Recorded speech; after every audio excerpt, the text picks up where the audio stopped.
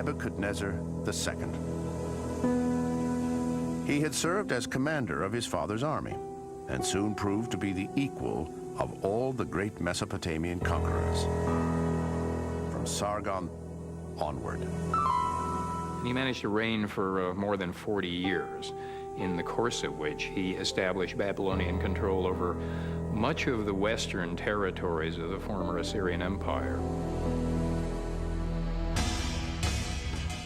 Included in Nebuchadnezzar's empire was the kingdom of Judah. In 600 BC, the king, Jehoiakim, made a fateful decision not to pay annual tribute to Babylon. In revenge, Nebuchadnezzar marched west in December 598 BC and attacked Jerusalem, Judah's capital and the spiritual center of the Jewish people. In a battle lasting 3 months, the Babylonian army was victorious.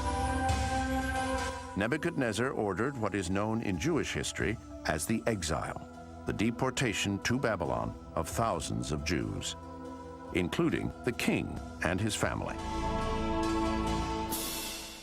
One of the ways of stabilizing a conquered territory was to take a political elite and a social elite that had not proved reliable or cooperative and replace them with a new population of people who had no ties to the place.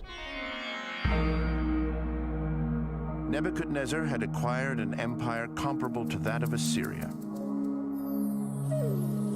Like the Assyrian kings, he devoted much of the empire's resources to refurbishing and enlarging his capital city, so that it became the largest metropolis in the ancient world. Those are really efforts that could go into the Guinness Book of Records. The excavator of Babylon estimates that Nebuchadnezzar actually used about 15 million baked bricks in his refurbishment projects of his city. Apparently, Nebuchadnezzar was a perfectionist. The ceremonial Ishtar Gate, with its depiction of mythological animals, was rebuilt 3 times. Lions on the gate represent the goddess Ishtar, while a demon, called a Mashushu, signifies Marduk, Babylon's principal god and head of the Mesopotamian pantheon. From Hammurabi's Taiwan, Marduk is one of the great gods of the Near East. He's not the god of anything in particular, but he managed to conquer the evil goddess, whose name was Tiamat. She was the goddess of the sea. And he takes her body and he splits it in 2. And with the upper part, he creates the heavens, and with the lower part, he creates the earth. The Ishtar Gate stood at the end of the processional way that led to Babylon's temples and ziggurat, the 650-foot tall temple tower known as the Tower of Babel. Ziggurats throughout Mesopotamian history, they're a sign of religious architecture. They're massive structures. They take a lot of man-hours to build. Only a king with power and wealth can initiate such a project and finish it. And the reasoning behind building the Tower of Babel seems to be personal glory as well.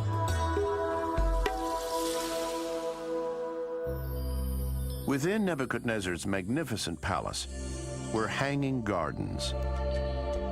They were reported by the Greek historian Herodotus to have been one of the world's great wonders.